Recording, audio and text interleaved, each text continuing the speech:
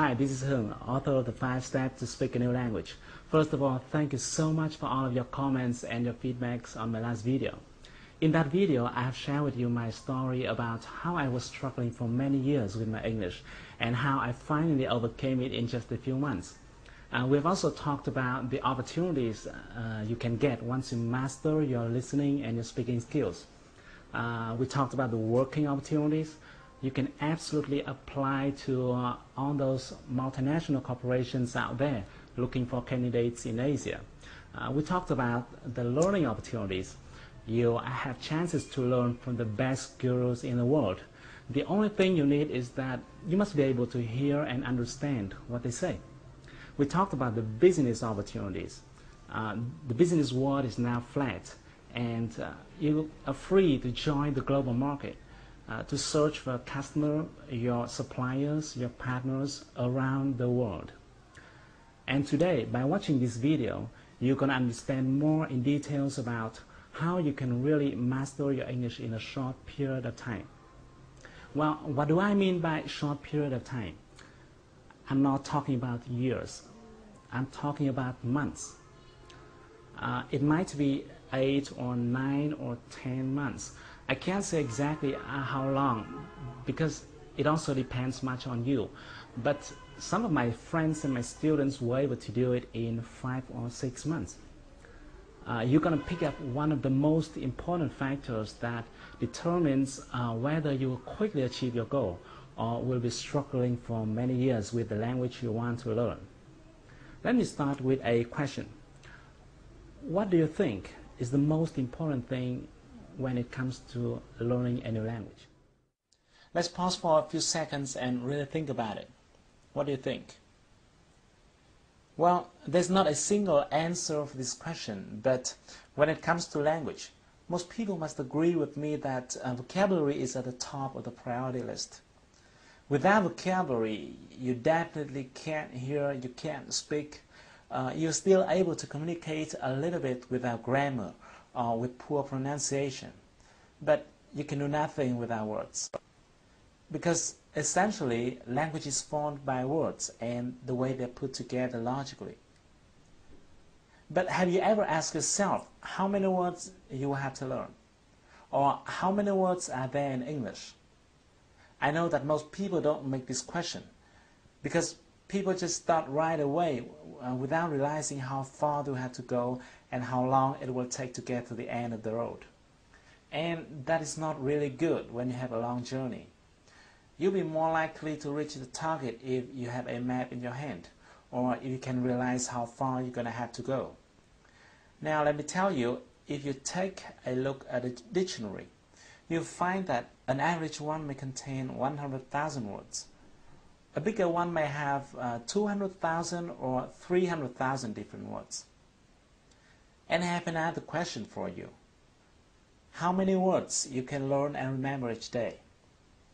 Given the fact that you learn them and then you forget them, right? You learn and you forget. So how many words do you think you can learn and remember each day? Now let me assume that you can learn and remember 20 words per day. And this is not a bad number at all. To get 300,000 words, you're going to have to learn continuously in 15,000 days, which equals 41 years. Wow, it sounds scary, doesn't it? But just calm down.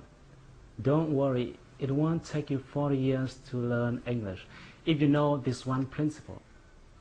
It is Pareto principle.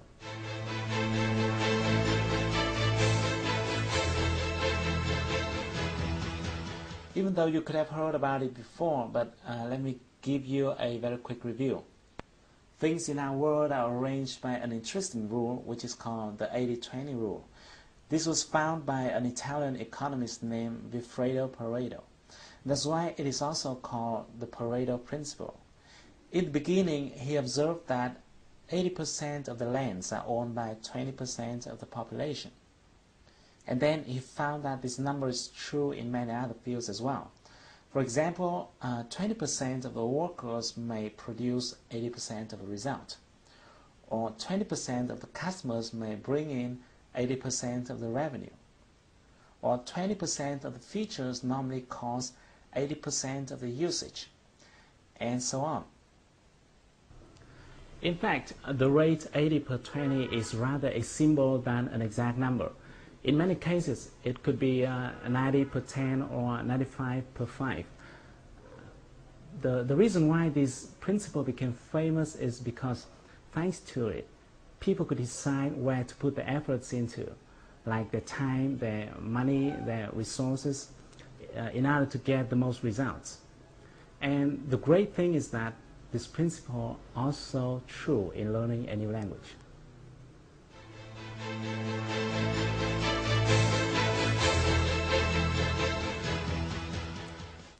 Even though the total number of different words in English may come up to more than 300,000 words, only a small portion of that number is used in daily lives.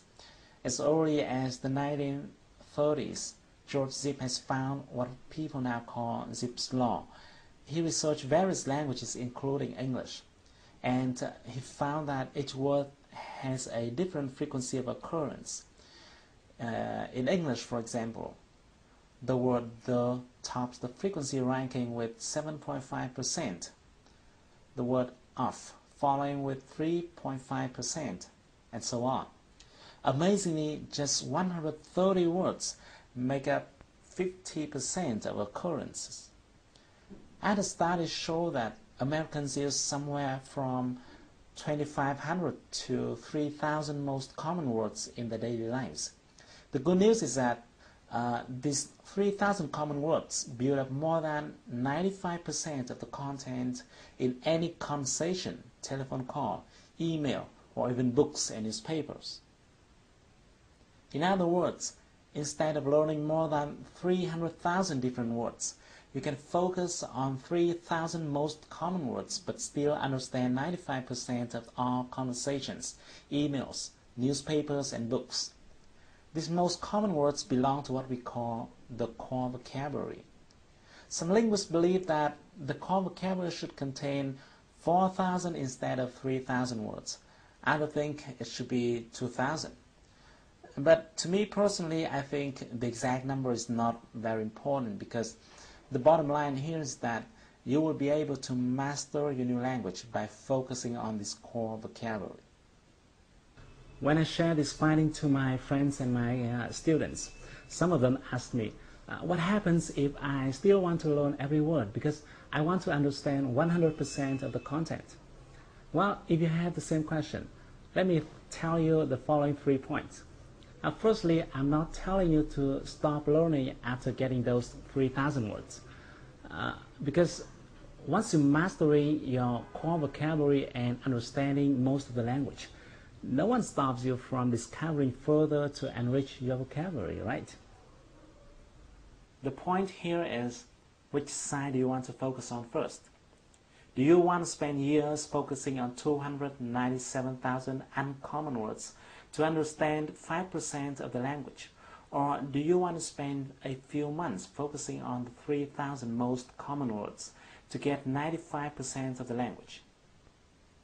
And secondly, another reason for you to focus on the core vocabulary is that in order to remember and be able to use a specific word, you will have to be exposed to that word at least several times.